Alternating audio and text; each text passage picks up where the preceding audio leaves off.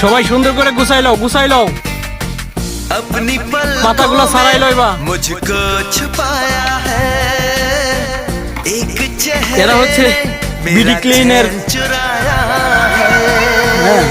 স্বেচ্ছায় শ্রম বিনিয়োগ করছে। এরা শুধু একটা ইচ্ছা, তারা টিকটক করবে।